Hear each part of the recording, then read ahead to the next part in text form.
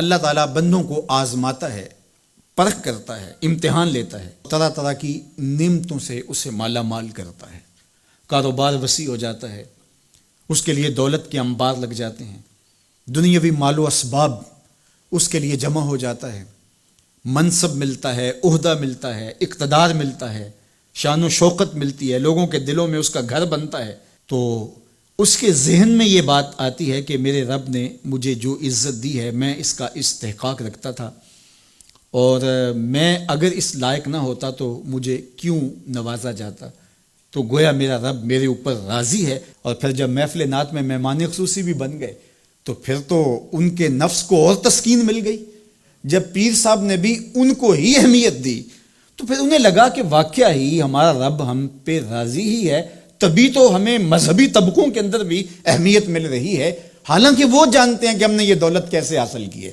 وہ جانتے ہیں کہ ہمیں سجدے کی توفیق نصیب نہیں ہے، وہ جانتے ہیں کہ آج اس محفل میں مہمان خصوصی سے تو کل ہم شراب خانے میں تھے، انہیں پتہ ہے، لیکن اس کی طرف توجہ نہیں جاتی، سوچتے نہیں ہیں، بلکہ وہ یہ سمجھتے ہیں کہ ہمیں یہ جو عزت مل رہی ہے یہ اللہ تعالیٰ کی طرف سے ہماری کسی قبولیت کی وجہ سے یہ عزت ہے، حالانکہ یہ ان کی آزمائش تھی، ان کا امتحان تھا۔ دوسری بات، وَأَمَّا إِذَا مَبْتَلَاهُ، اور جب اللہ اس کو آزماتا ہے، فَقَدَرَ عَلَيْهِ رِزْقَهُ، اور اس کے رزق کو تنگ کرتا ہے، اس کو آزمائش کی بھٹی میں ڈالتا ہے، فَيَقُولُ رَبِّي أَهَانَنِ، تو پھر وہ چیخ اٹھتا ہے، میرے رب نے تو مجھے ذلیل کر کے رکھ دیا۔ بیماری آ جائے، ابتلا میں مبتلا ہو تو وہ کہتا ہے کہ میرا رب مجھ سے ناراض ہو گیا، تو یہ انسان کی کج فکری، ایسا نہیں ہے۔ کسی شخص کو دولت کا دیا جانا یہ اللہ کی رضا کی دلیل نہیں ہے، اور کسی شخص کو غربت کے امتحان میں ڈالا جانا یہ اللہ کی ناراضگی کی دلیل نہیں ہے۔ حضرت امام رازی نے لکھا ہے کہ مکے سے لے کر طائف تک 70 ایسے نبیوں کی قبریں ہیں جن کی وفات صرف بھوک کی وجہ سے ہوئی،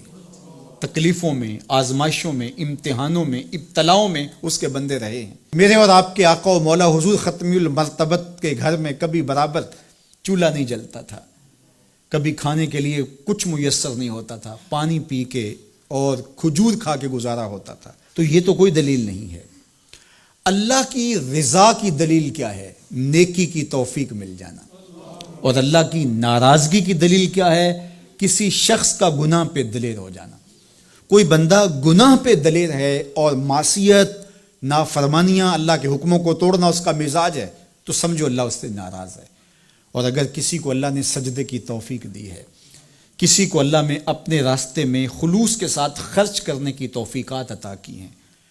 حلال حرام کی تمیز اس کو عطا کر دی گئی ہے، تو پھر سمجھ لو کہ اللہ اس پہ راضی ہے۔ باقی رہی بات کہ کسی کو دولت کا زیادہ دیا جانا، کسی کو کم دیا جانا،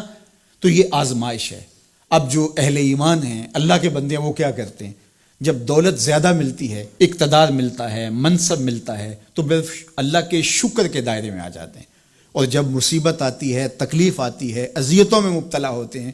تو پھر وہ یہ نہیں کہتے کہ ہمارے رب نے ہمیں ذلیل کر دیا، بلکہ وہ اس پہ صبر کرتے ہیں